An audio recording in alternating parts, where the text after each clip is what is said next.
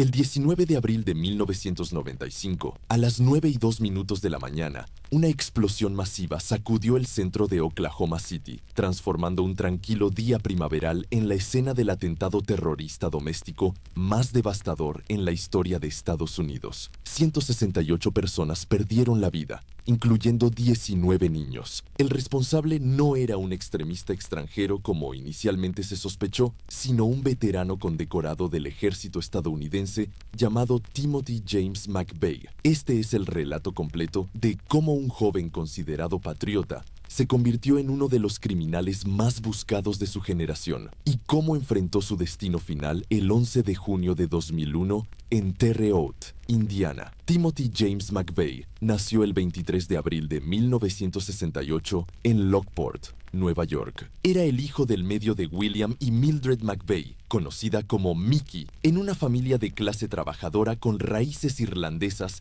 que se remontaban a 1876, cuando su tatarabuelo, Edward McVeigh, emigró de Irlanda. El padre de Timothy trabajaba en una planta de fabricación de radiadores de General Motors en Harrison, mientras su madre se desempeñaba como agente de viajes. La familia vivía en Pendleton, un pequeño pueblo rural cerca de Buffalo, en el oeste del estado de Nueva York, no lejos de la frontera canadiense. Los vecinos recordarían más tarde a Timothy como un niño alegre y agradable durante sus primeros años escolares. Sin embargo, la infancia aparentemente normal de McVeigh comenzó a fracturarse cuando tenía 10 años. Sus padres atravesaban problemas matrimoniales que incluían múltiples separaciones. La madre de Timothy a menudo abandonaba el hogar familiar solo para regresar después de un tiempo. Finalmente, en 1984, cuando Timothy tenía 16 años, sus padres se divorciaron oficialmente. Después de la separación, sus padres les dieron a Timothy y a sus dos hermanas, Patricia y Jennifer, la opción de elegir con quién vivir. Timothy culpó a su madre por la ruptura del matrimonio y decidió quedarse con su padre. Sin embargo, William McVeigh trabajaba largas horas en la planta, dejando a Timothy prácticamente solo durante gran parte del tiempo. Décadas después, el propio McVeigh reconocería que tenía muy pocos recuerdos de interacciones significativas con sus padres durante esos años formativos. Durante la adolescencia, Timothy comenzó a cambiar. De ser un niño extrovertido y juguetón, se volvió retraído y aislado. Afirmaba haber sido víctima de intimidación en la escuela, refugiándose en un mundo de fantasía donde imaginaba tomar represalias contra sus agresores. Aquellos que lo conocieron durante esta época lo describieron como extremadamente tímido, y más tarde confesó a periodistas que no tenía idea de cómo impresionar a las jóvenes. Durante toda su adolescencia, tuvo solo una novia. Sin embargo, Timothy encontró dos pasiones que definirían aspectos cruciales de su futuro.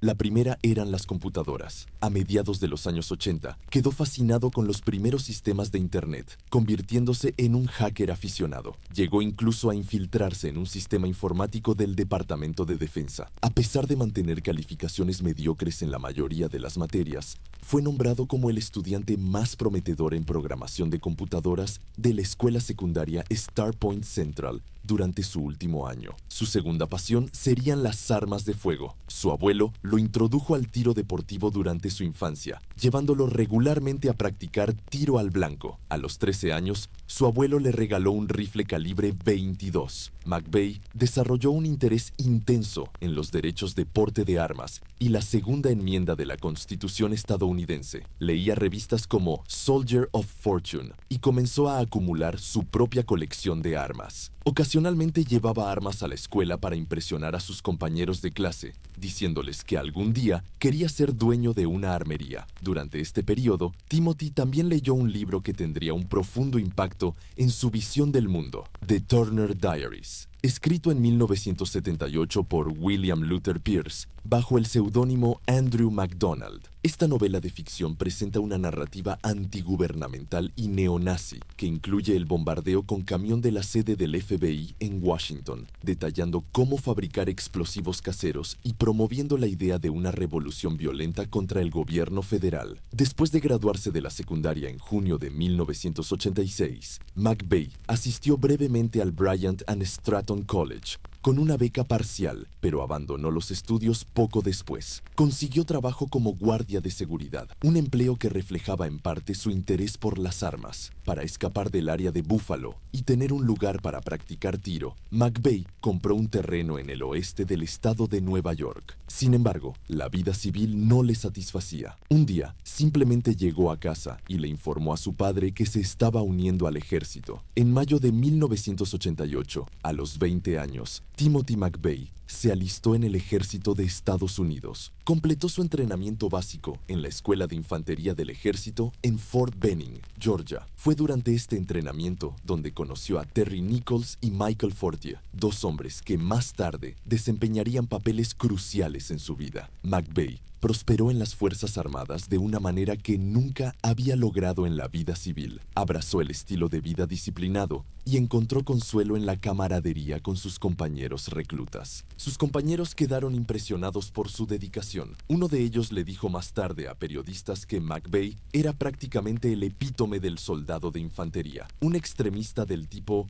"síganme". Sin embargo, el propio McVeigh afirmó que su entusiasmo por el estilo de vida militar estaba compensado por su disgusto hacia algunos de los aspectos más violentos de la cultura del ejército que encontró durante el entrenamiento básico. Después del entrenamiento básico, McVeigh fue asignado a Fort Riley, Kansas, como parte de la primera división de infantería. Allí completó el curso de desarrollo de liderazgo primario. Fue promovido a líder de pelotón y se convirtió en artillero de vehículos de combate Bradley, operando el cañón de 25 milímetros. Durante su tiempo libre en el ejército, McVeigh dedicaba mucho tiempo a leer sobre armas de fuego, tácticas de francotiradores y explosivos. El ejército le reprendió una vez por comprar una camiseta con mensajes de supremacía blanca en una protesta del Ku Klux Klan. McVeigh defendió su compra argumentando que los soldados afroamericanos usaban camisetas con mensajes de Black Power. En 1991, la unidad de McVeigh fue desplegada al Golfo Pérsico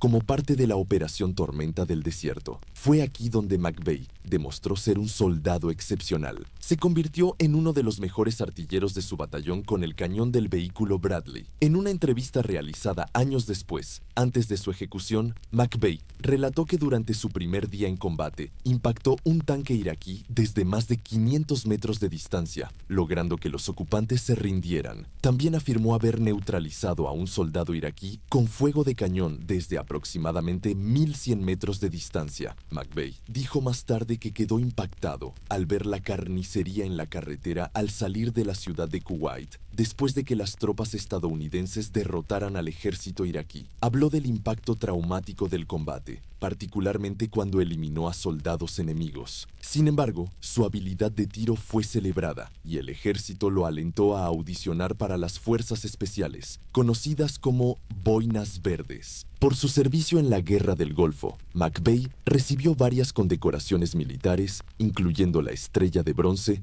la Medalla del Servicio de Defensa Nacional, la Medalla del Servicio en el Sudeste Asiático, la Cinta del Servicio del Ejército y la Medalla de Liberación de Kuwait. Cuando regresó de la guerra, McVeigh ingresó al programa de selección para convertirse en soldado de las Fuerzas Especiales. Sin embargo, abandonó después de solo 2 días del programa de evaluación y selección de 21 días. Le dijo a otros reclutas que se había lesionado un tobillo, pero en una carta a sus superiores, McVeigh admitió que simplemente no estaba físicamente preparado. Este fracaso fue una humillación significativa que intensificó su desilusión con el ejército. Poco después, McVeigh decidió dejar las Fuerzas Armadas. Fue dado de baja honorablemente el 31 de diciembre de 1991. Más tarde confesaría que el ejército le había enseñado cómo desconectar sus emociones, una habilidad que resultaría crucial para lo que vendría después. Después de dejar el ejército en 1992, Timothy McVeigh se volvió cada vez más nómada. Inicialmente trabajó brevemente cerca de su ciudad natal de Pendleton como guardia de seguridad para Pinkerton Government Services en Calspan, cerca de Cheektowaga. Cada día hablaba con su compañero de trabajo Carl LeBron Jr., expresando su creciente desprecio por el gobierno. Decidiendo que el área de Buffalo era demasiado liberal para su gusto, dejó su trabajo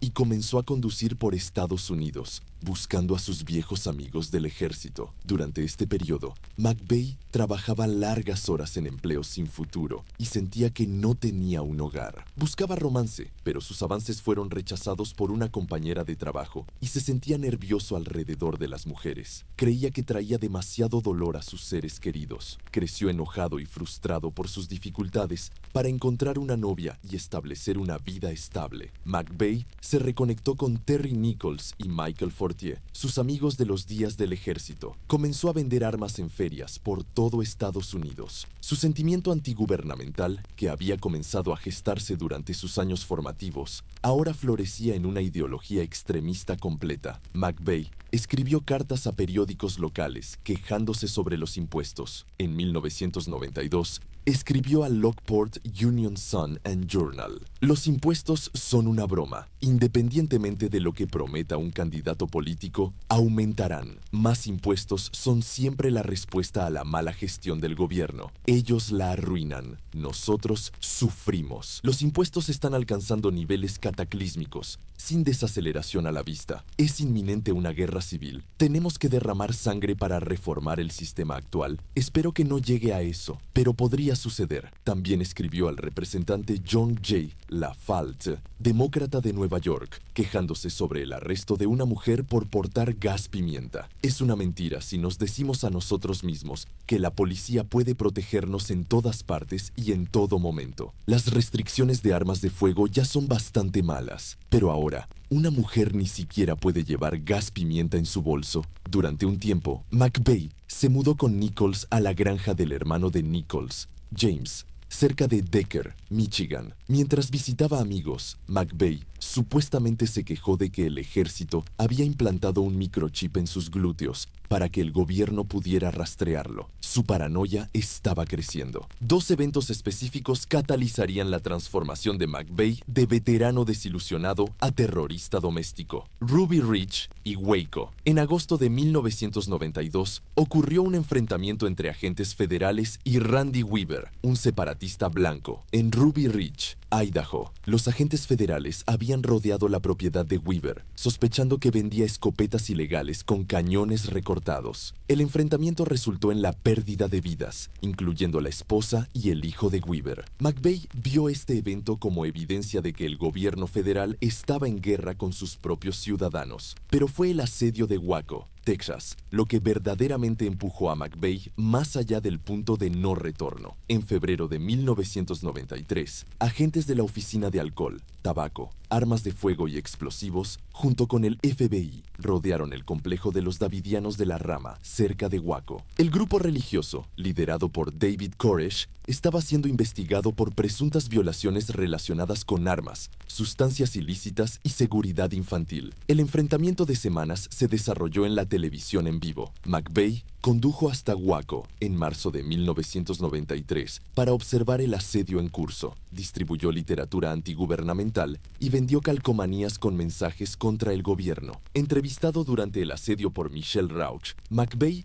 expresó su preocupación por la intensa presencia del gobierno sobre un hombre y sus seguidores en su vida privada, viéndolo como una señal de más por venir. El 19 de abril de 1993, exactamente 2 años antes del bombardeo de Oklahoma City, el asedio terminó cuando agentes federales realizaron una incursión final. Un incendio consumió el complejo, resultando en 86 fallecimientos, incluyendo 27 niños, la mayoría por inhalación de humo. Según el gobierno, los agentes del FBI estaban intentando rescatar a los niños y otras personas retenidas contra su voluntad por un líder de culto. McVeigh y muchos en el movimiento de milicias vieron esto como un acto de agresión gubernamental injustificada. Después de Waco, McVeigh expresó en cartas a su hermana que se había declarado la guerra por parte del gobierno y que él se veía a sí mismo como un soldado defendiendo su país de los opresores. La fecha del 19 de abril se volvería profundamente significativa para él, no solo por Waco,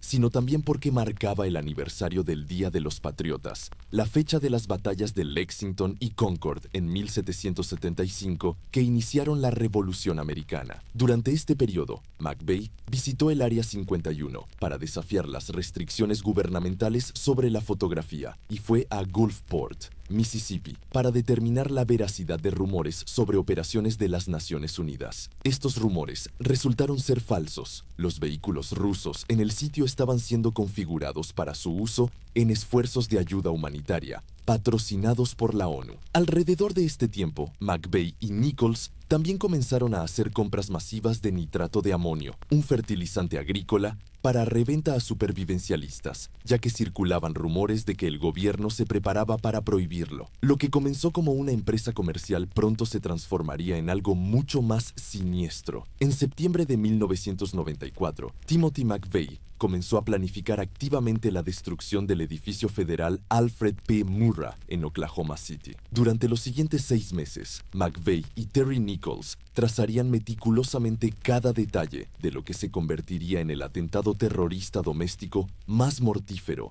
en la historia estadounidense. McVeigh le contó a Michael Fortier sobre sus planes de destruir un edificio federal, pero Fortier declinó participar. Sin embargo, Fortier también le contó a su esposa Lori sobre los planes. Los Fortier posteriormente ayudarían de otras maneras, almacenando armas robadas que se utilizarían para financiar la operación y acompañando a McVeigh en un viaje de reconocimiento al edificio Murrah. McVeigh eligió el edificio federal Alfred P. Murrah por varias razones. El edificio albergaba oficinas de múltiples agencias federales, incluyendo la Oficina de Alcohol, Tabaco, Armas de Fuego y Explosivos, y el FBI, dos agencias que McVeigh culpaba especialmente por los eventos en Waco y Ruby Ridge. El edificio también tenía un frente de cristal y espacio abierto a su alrededor, lo que McVeigh creía proporcionaría mejores oportunidades fotográficas para fines de propaganda. McVeigh planificó deliberadamente el atentado para el 19 de abril de 1995, para coincidir con el segundo aniversario del fin del asedio de Waco y el aniversario 220 de las batallas de Lexington y Concord. Algunos rumores también han alegado que el bombardeo estaba conectado con la ejecución planificada de Richard Snell, un supremacista blanco de Arkansas, programado para ser ejecutado ese día, quien había predicho que ocurriría un bombardeo. Sin embargo, esta conexión nunca fue confirmada. Para financiar la operación, McVeigh y Nichols participaron en múltiples robos. Supuestamente robaron a un distribuidor de armas a punta de pistola para obtener fondos. También robaron explosivos y material de detonación de una cantera en Kansas. McVeigh y Nichols comenzaron a adquirir los componentes necesarios para construir una bomba masiva. Compraron varias toneladas de nitrato de amonio, que cuando se combina con combustible diésel, proporciona el poder explosivo de lo que se conoce como bomba ANFO, Ammonium Nitrate Fuel Oil. También adquirieron nitrometano, un potenciador de combustible de carreras, y otros químicos necesarios. McVeigh compuso 2 cartas dirigidas a la Oficina de Alcohol, Tabaco, Armas de Fuego y Explosivos, tituladas Defensores Constitucionales y ATF-LIAN. En ellas denunciaba a los funcionarios gubernamentales como tiranos fascistas y tropas de asalto, advirtiendo sobre futuras consecuencias por sus acciones. El 14 de abril de 1995, McVeigh pagó una habitación en el Dreamland Motel en Junction City, Kansas. Al día siguiente, 15 de abril, rentó un camión Ford F-700 1993 de Ryder, bajo el nombre de Robert D. Kling, un alias que adoptó porque conocía a un soldado del ejército llamado Kling, con quien compartía características físicas, y también porque le recordaba a los guerreros Klingon de Star Trek. El 16 de abril, McVeigh y Nichols condujeron a Oklahoma City, donde estacionó un auto de escape, un Mercury Marquis amarillo de 1977, a varias cuadras del edificio Murrah. Este auto se convertiría en la clave de su eventual captura. El 18 de abril, el día antes del atentado, McVeigh y Nichols ensamblaron la bomba en el Parque Estatal Geary Lake, en Kansas. Construyeron un dispositivo explosivo de aproximadamente 4.800 libras dentro del camión Ryder. La bomba consistía en una mezcla de nitrato de amonio, combustible diésel y otros químicos. McVeigh instaló 2 fusibles, un fusible de seguridad de 5 minutos y un fusible de respaldo de 2 minutos. Varios residentes del centro de Kansas, incluyendo la agente de bienes raíces, Georgia Rocker, y un suboficial retirado del ejército, testificarían más tarde haber visto 2 camiones en el parque estatal Geary Lake, donde los fiscales alegaron que se ensambló la bomba. El suboficial dijo que visitó el lago el 18 de abril de 1995, pero se fue después de ver un grupo de personas sospechosas. En la mañana del 19 de abril de 1995, Timothy McVeigh condujo el camión Ryder cargado con explosivos desde Kansas hasta Oklahoma City. Su destino, el corazón del Distrito Federal de la ciudad. El 19 de abril de 1995 comenzó como un hermoso día de primavera en Oklahoma City. El sol brillaba, las flores florecían. Era un día tranquilo y ordinario, hasta las 9:02 de la mañana. Timothy McVeigh estacionó el camión Ryder frente al edificio federal Alfred P. Murrah, específicamente en una zona de estacionamiento para discapacitados directamente frente al centro de cuidado infantil del edificio. La guardería, ubicada en el segundo piso y visible desde el frente del edificio, atendía a los hijos de los empleados federales que trabajaban en las oficinas superiores. 15 niños estaban en el centro de cuidado infantil esa mañana, junto con 4 niños que visitaban el edificio. McVeigh encendió ambos fusibles, el de 5 minutos y el de respaldo de 2 minutos. Luego salió del camión, cerró la puerta y caminó tranquilamente hacia su auto de escape. Abandonó el centro de la ciudad sin mirar atrás. A las 9:02 de la mañana, la bomba detonó. La explosión fue tan poderosa que se sintió y escuchó a millas de distancia. El frente norte completo del edificio de 9 pisos fue arrancado por la fuerza de la explosión. Un tercio del edificio Murrah fue destruido instantáneamente. La onda expansiva también destruyó o dañó 324 otros edificios en un área de 48 cuadras. La bomba masiva creó un cráter de 9 metros de ancho y 2,5 metros de profundidad en la calle frente al edificio. Los escombros llovieron sobre un área amplia. El sonido ensordecedor de la explosión fue seguido por el colapso de pisos y paredes, el estallido de vidrios y los gritos de las víctimas atrapadas. En el interior del edificio y en las inmediaciones, 163 personas fallecieron instantáneamente o poco después. Los 19 niños del centro de cuidado infantil perdieron la vida. 5 personas fuera del edificio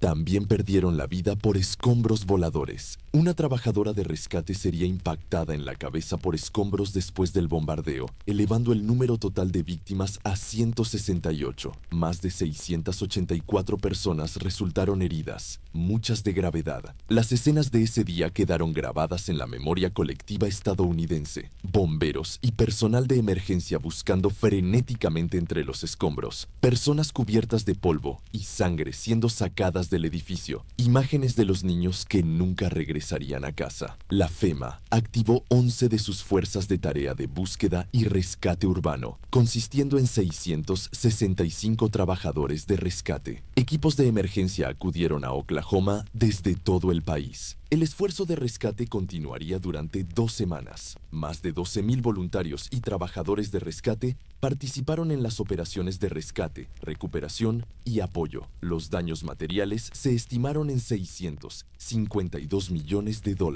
El edificio Murrah eventualmente tendría que ser demolido por razones de seguridad en mayo de 1995. Inicialmente, hubo acusaciones mediáticas irresponsables de que los perpetradores eran terroristas islámicos, lo que llevó a 2 días de histeria antimusulmana intensa en todo el país. Sin embargo, pronto quedó claro que el responsable no era ningún enemigo extranjero, sino un ciudadano estadounidense y veterano militar. A solo 90 minutos después de la explosión, mientras conducía hacia el norte por la Interestatal 35 en el condado de Noble, cerca de Perry, Oklahoma, Timothy McVeigh fue detenido por el oficial del estado Charles J. Hanger, de la patrulla de caminos de Oklahoma. El oficial Hanger había pasado junto al Mercury Marquis amarillo de 1977 de McVeigh y notó que no tenía placa de matrícula. Era una violación de tráfico rutinaria, el tipo de parada que los oficiales realizan docenas de veces al día. Hanger detuvo el vehículo y se acercó al conductor. Durante la parada de tráfico, McVeigh admitió al oficial que llevaba un arma.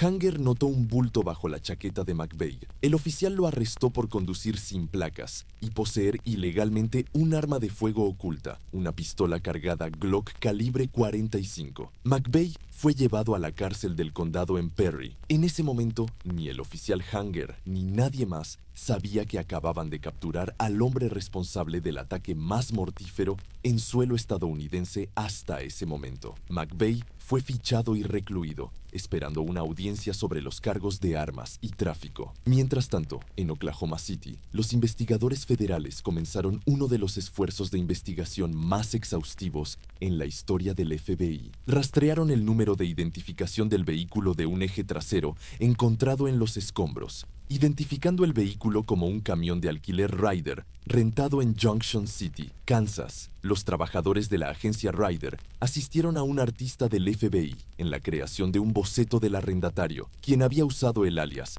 Robert Klink. El boceto se mostró en el área. Leah McGowan, gerente del Dreamland Motel local, identificó el boceto como Timothy McVeigh, quien se había hospedado en su establecimiento días antes, el 21 de abril de 1995, después de una audiencia judicial sobre los cargos de armas. Pero antes de la liberación de McVeigh, los agentes federales lo tomaron bajo custodia mientras continuaban su investigación sobre el bombardeo. En lugar de hablar con los investigadores sobre el atentado, McVeigh exigió un abogado. Al recibir información sobre la llegada de policía y helicópteros de que un sospechoso del bombardeo estaba dentro, una multitud inquieta comenzó a reunirse afuera de la cárcel de Perry. Las solicitudes de McVeigh de un chaleco antibalas o transporte en helicóptero fueron denegadas, pero las autoridades usaron un helicóptero para transportarlo de Perry a Oklahoma City. Una multitud enojada coreaba "asesino de bebés" y gritaba obscenidades mientras era escoltado fuertemente armado. McVeigh más tarde dijo a sus biógrafos que estaba enfocado en una cosa durante ese traslado. Buscaba francotiradores, moviendo metódicamente su mirada en un patrón en Z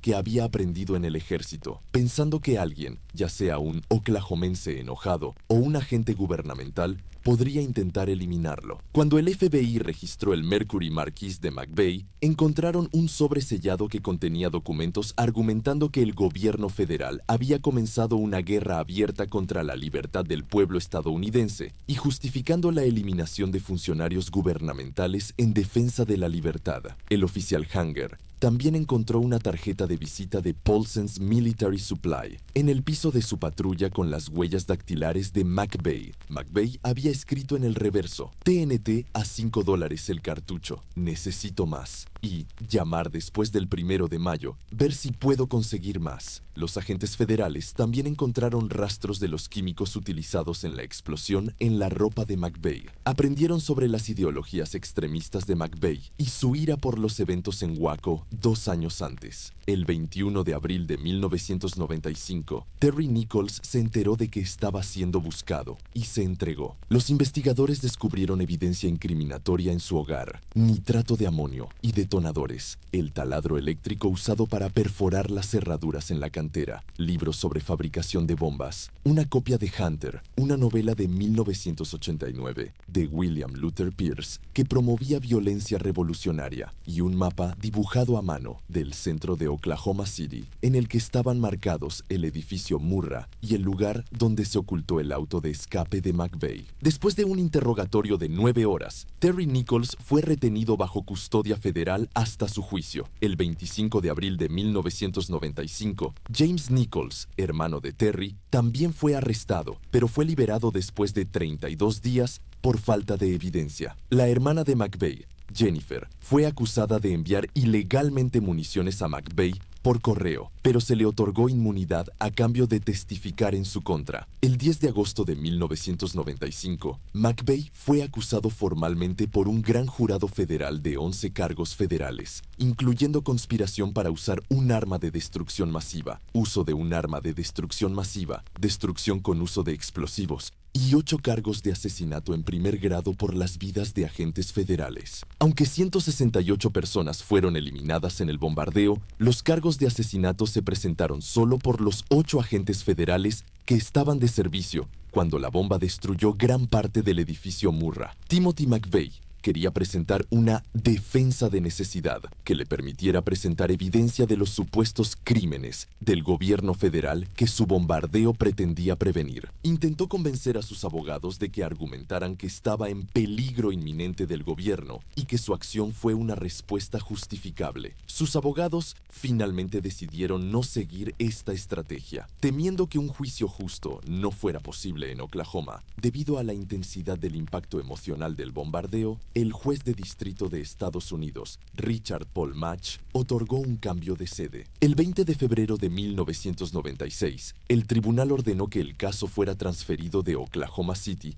al Tribunal de Distrito en Denver, Colorado. El juez Matsch también ordenó que McVeigh y Nichols fueran juzgados por separado, con el juicio de McVeigh procediendo primero. El 31 de marzo de 1997 comenzó la selección de jurado. El 24 de abril de 1997, un jurado de 12 personas con 6 suplentes prestó juramento y las declaraciones iniciales comenzaron ese mismo día. El jurado consistía en 7 hombres y 5 mujeres, mayormente blancos, con edades que iban desde los 20 hasta los 70 años. Entre ellos había una abuela, un maestro de niños con discapacidades de aprendizaje, un paisajista, un empleado de Sears, un veterano de Vietnam, un técnico en computación, una enfermera registrada, un trabajador de mantenimiento, un gerente de propiedades de viviendas gubernamentales, un joven empleado de restaurante que acababa de terminar la universidad, un ingeniero y un programador de computadoras. El gobierno comenzó a presentar evidencia el 25 de abril. En la fase de culpabilidad del juicio, que abarcó 23 días de testimonio, el gobierno presentó un caso exhaustivo y abrumador. El fiscal Joseph Hartzler comenzó su declaración inicial, recordando al jurado el terror y la angustia de ese día. Damas y caballeros del jurado, el 19 de abril de 1995 fue un hermoso día en Oklahoma City. Al menos comenzó como un hermoso día. El sol brillaba, las flores florecían. Era primavera en Oklahoma City. Hartzler luego habló de Tevin Garrett, de solo 16 meses, y cómo esa fue la última mañana de su vida. Los fiscales presentaron evidencia forense conectando a McVeigh con el camión Ryder, rastros químicos en su ropa que coincidían con los explosivos, registros de llamadas telefónicas, recibos de compra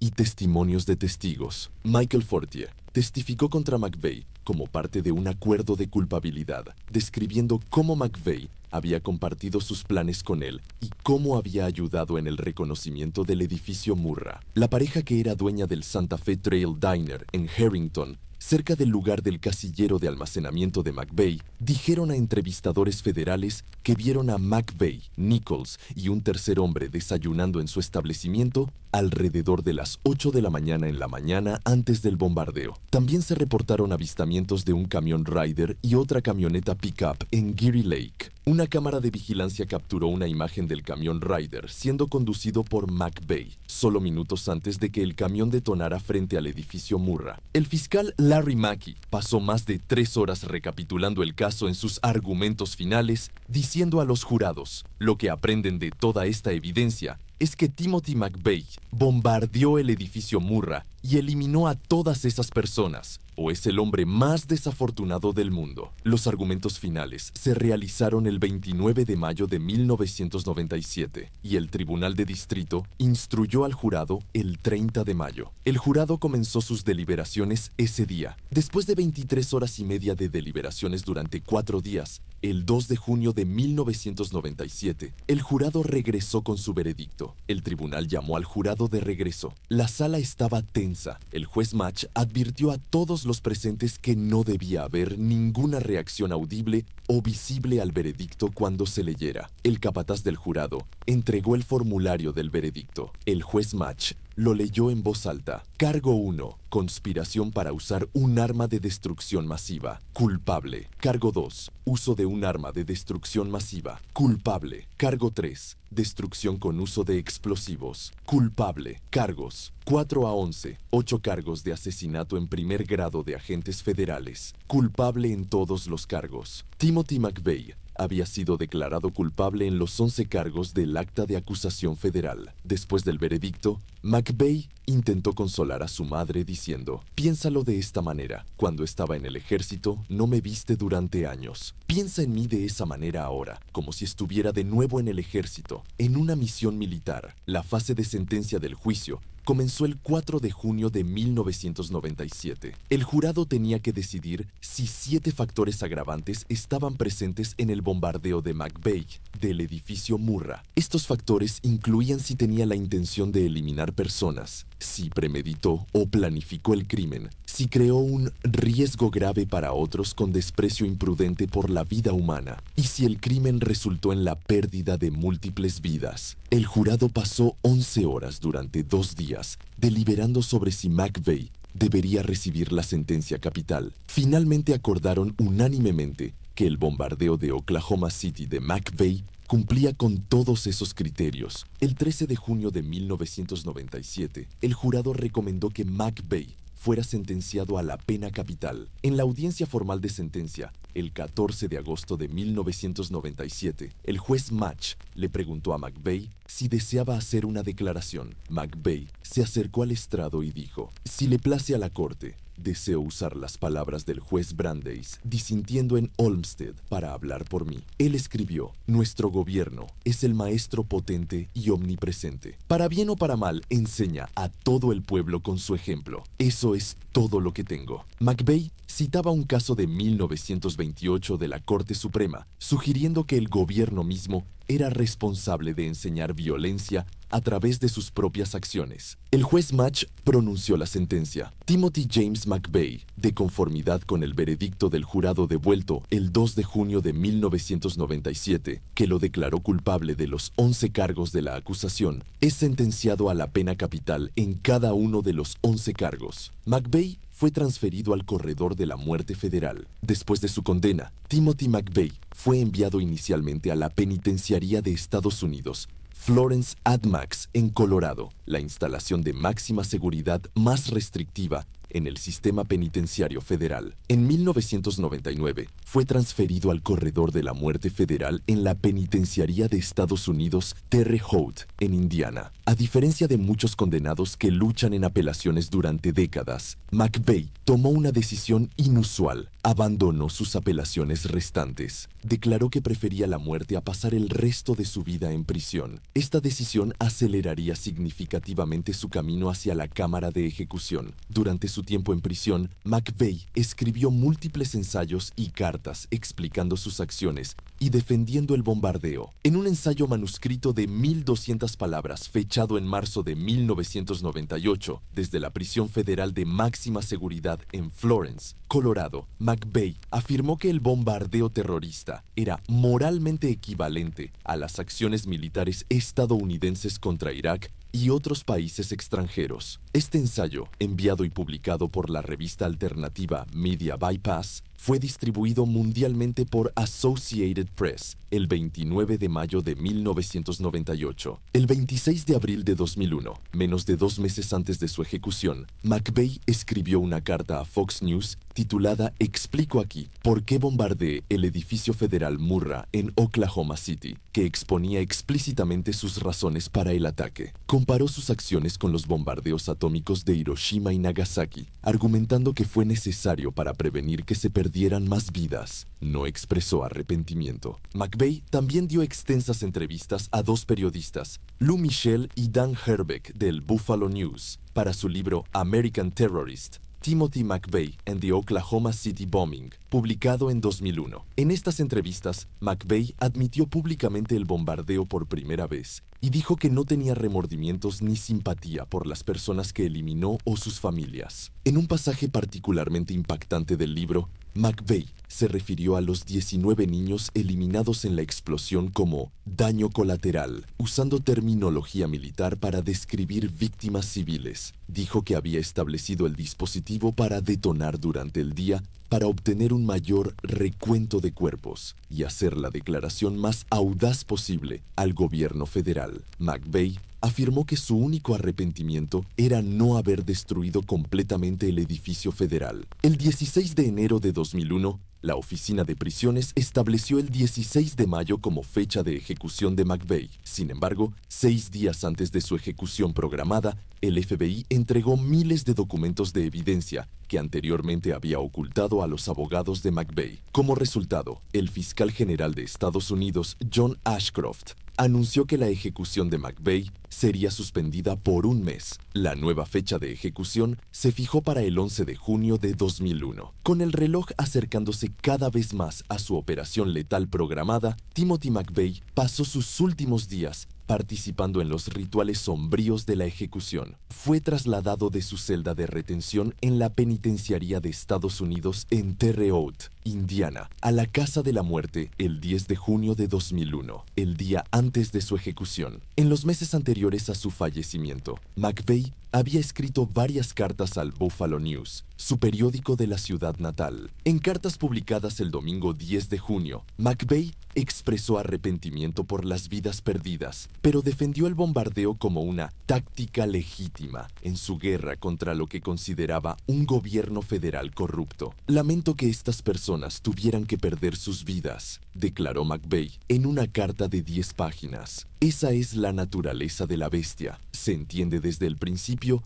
cuál será el costo humano. Muchos en Oklahoma City vieron la disculpa como vacía. El reverendo Don Alexander, pastor de la primera iglesia cristiana donde los familiares de las víctimas se reunieron durante semanas después de la explosión, dijo: "Eso no suena a arrepentimiento. Continúa mostrando una falta de humanidad". Mientras estaba en la celda de retención de 9 por 14 pies de bloques de concreto, adyacente a la sala donde sería ejecutado, McVeigh buscó soledad. Las personas cercanas a McVeigh dijeron que había estado manejando los detalles de última hora de su vida de manera organizada, asegurándose de que sus documentos fueran guardados, revisando detalles legales finales, escribiendo cartas y cerrando silenciosamente el mundo exterior. Está en una mentalidad donde está reflexivo. Se está retirando, dijo Lou Michel, reportero del Buffalo News, que coescribió el libro sobre McVeigh y fue uno de los 4 testigos elegidos por McVeigh para presenciar la ejecución. Quiere que la gente sepa que va a experimentar paz y satisfacción cuando esté en la mesa del verdugo. Cuando el agua de la ducha inicialmente salió fría, bromeó con los guardias, diciendo que era castigo cruel e inusual. Este era típico de McVeigh, manteniendo su compostura incluso mientras se acercaba a su final. McVeigh también solicitó un capellán católico, lo cual sorprendió a su abogado Nathan Chambers,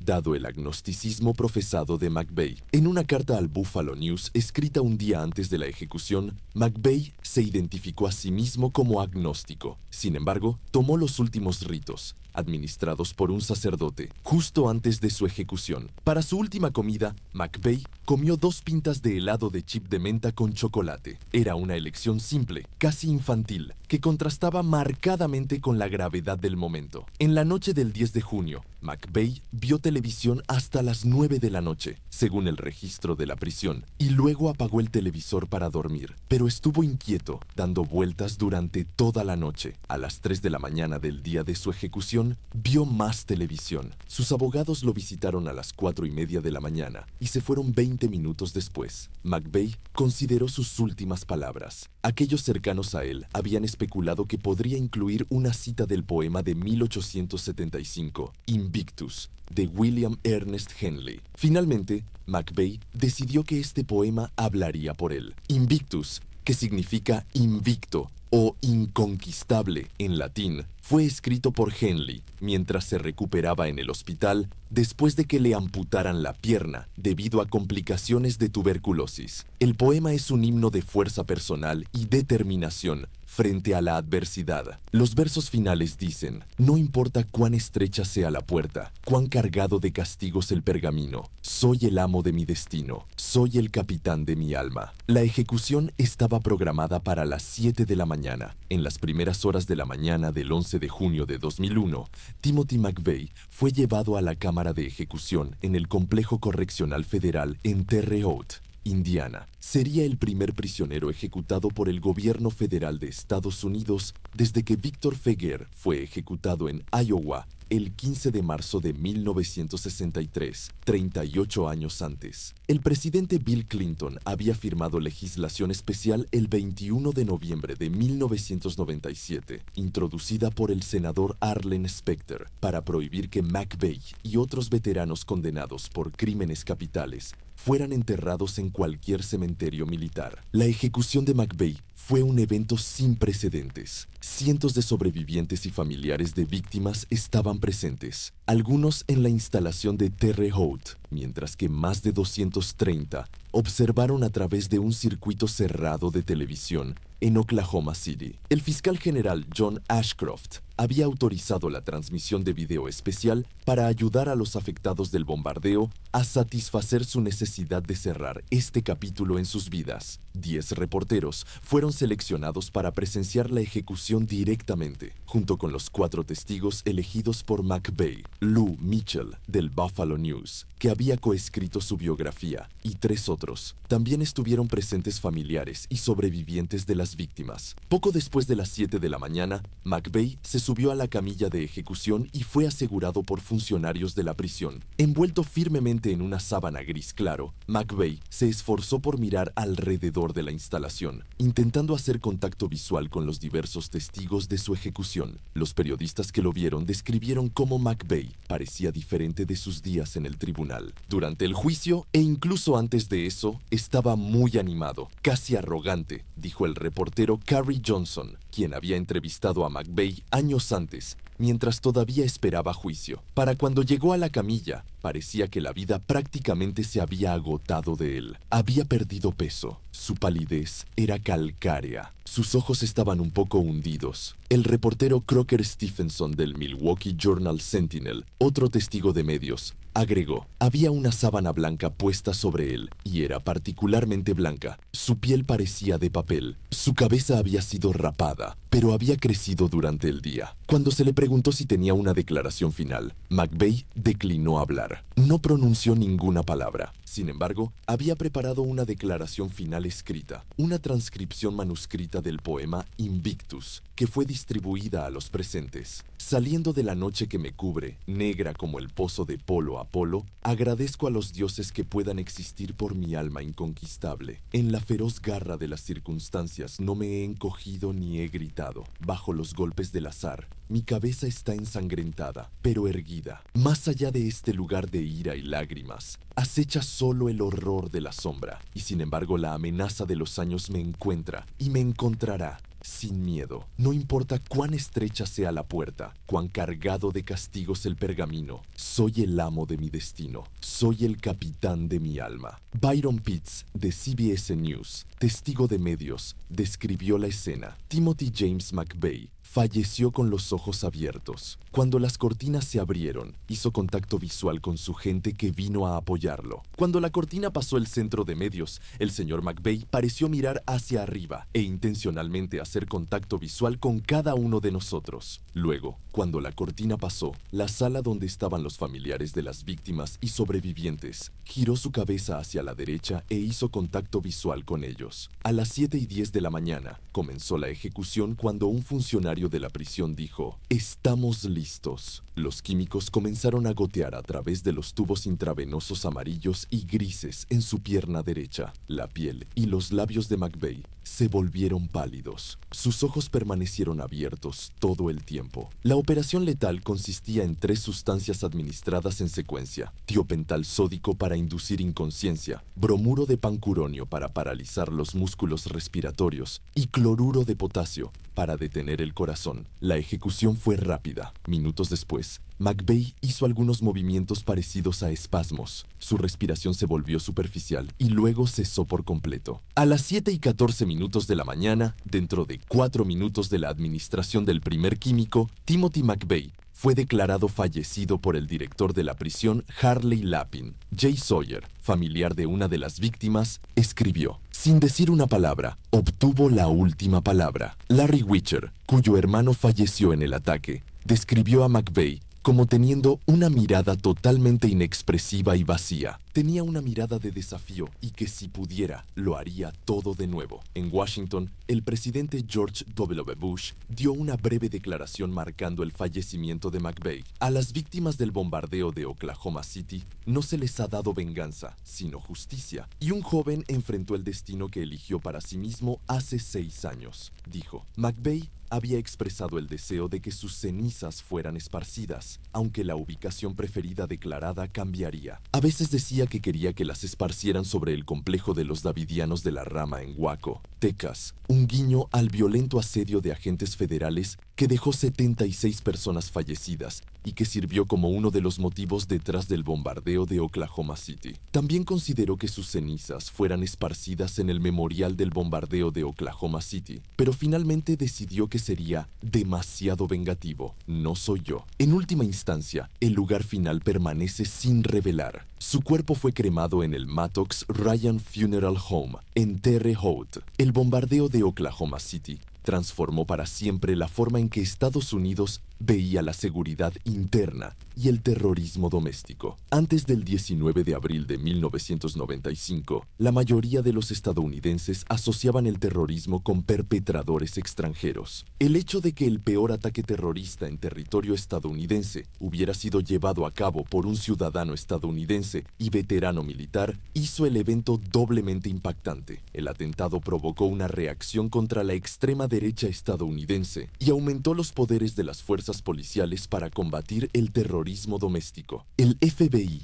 emitió un plan estratégico de 5 años en mayo de 1998, designando la seguridad nacional y económica, incluyendo el contraterrorismo, como su máxima prioridad por primera vez en la historia de la oficina. En mayo de 1995, el edificio Murrah fue demolido por razones de seguridad. El sitio eventualmente se convertiría en el Monumento y Museo Nacional de Oklahoma City. Una cerca de alambre que se erigió poco después del bombardeo para proteger el sitio, pronto se convirtió en un memorial improvisado para aquellos que perdieron la vida y estaba adornada con mensajes de condolencia, poemas e innumerables otros recuerdos. Esa cerca se convirtió en parte del memorial simbólico al aire libre permanente, que también incluye una piscina reflectante y un campo de 168 sillas vacías, una por cada víctima. La fundación del Monumento Nacional de Oklahoma City tuvo que negociar cuestiones difíciles. Tuvieron que convencer a la ciudad de cerrar la quinta calle, que corría frente al sitio de Murrah, para crear un área memorial grande. Un subcomité luchó por definir quién era un sobreviviente, ya que la declaración de misión pedía que los nombres de los sobrevivientes se colocaran en el sitio, así como los nombres de aquellos que perdieron la vida. El memorial simbólico, al aire libre,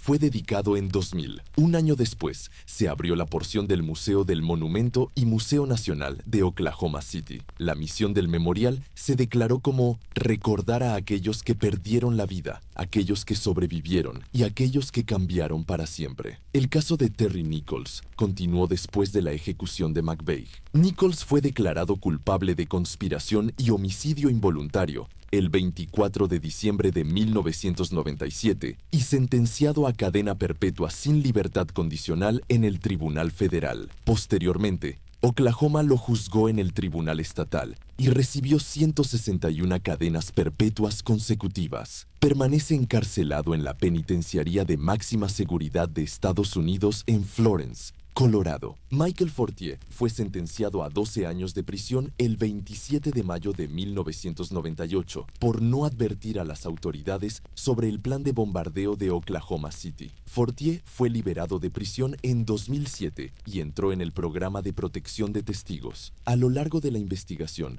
el enfoque de las fuerzas del orden y los medios siempre permaneció en McVeigh. ¿Quién era y por qué lo hizo? Preguntas persisten sobre si otros estuvieron involucrados más allá de aquellos que fueron acusados. Varios testigos reportaron haber visto a McVeigh con un acompañante, conocido solo como John Doe número 2, pero esta persona nunca fue identificada de manera concluyente. El bombardeo de Oklahoma City permaneció como el acto más mortífero de terrorismo en suelo estadounidense hasta los ataques del 11 de septiembre de 2001 en el World Trade Center en la ciudad de Nueva York y el Pentágono. La tragedia del 19 de abril de 1995 sirvió como una advertencia sombría de que las amenazas más devastadoras pueden venir no de enemigos extranjeros, sino de dentro. La historia de Timothy McVeigh plantea preguntas perturbadoras que resuenan décadas después. ¿Cómo puede un joven considerado patriota, que se alistó voluntariamente para servir a su país y fue condecorado por valentía en combate, transformarse en el perpetrador del acto más mortífero de terrorismo doméstico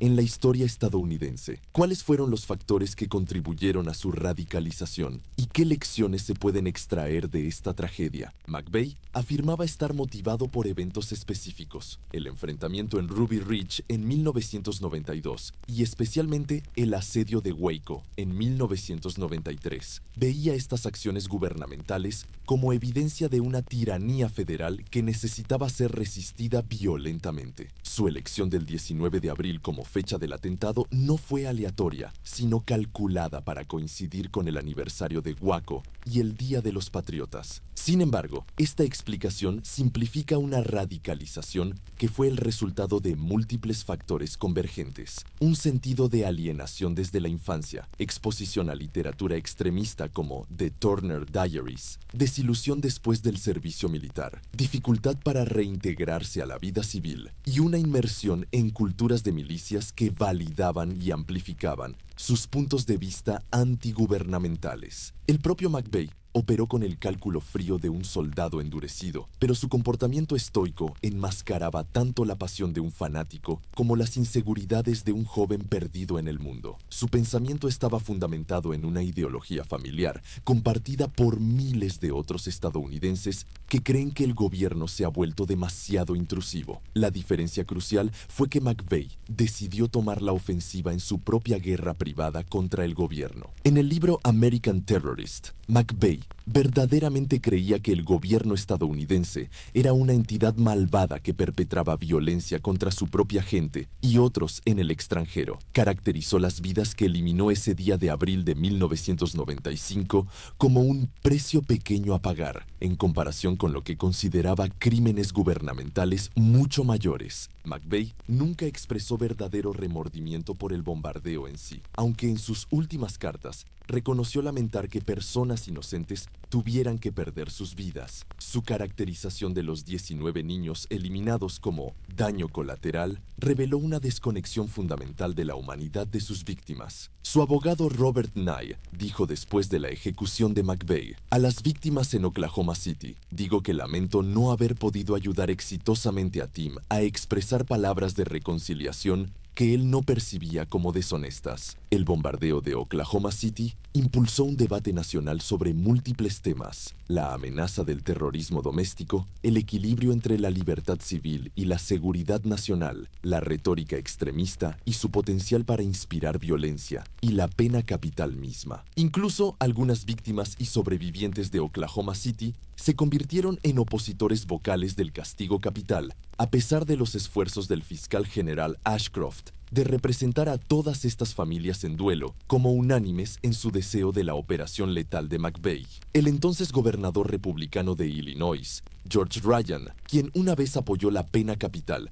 pero declaró una moratoria sobre las ejecuciones después de repetidas exoneraciones de reclusos del corredor de la muerte, dijo que estaba luchando con el tema y no podría accionar el interruptor en McVeigh. La ejecución de McVeigh también generó debate sobre la transmisión de ejecuciones. Mientras algunos argumentaron que la transparencia serviría a la justicia, otros expresaron preocupación sobre la posibilidad de convertir las ejecuciones en entretenimiento público. Timothy McVeigh se convirtió en una figura de mártir en algunos círculos de milicias. Sin embargo, sus tácticas de víctimas masivas fueron condenadas por muchos en la extrema derecha, fragmentando el movimiento. Lou Mitchell, coautor de American Terrorist, dijo que algunos de los más extremos ahora le escribían cartas de admiración a McVeigh en prisión. Incluso McVeigh los llamaba locos y chiflados, añadió el escritor. El lugar donde alguna vez estuvo el edificio Murrah ahora honra a aquellos que perdieron la vida, aquellos que sobrevivieron y aquellos que cambiaron para siempre. Las 168 sillas vacías del memorial se iluminan cada noche, recordándonos las vidas interrumpidas y el costo humano del extremismo. La trayectoria de Timothy McVeigh, desde un joven alienado hasta terrorista doméstico,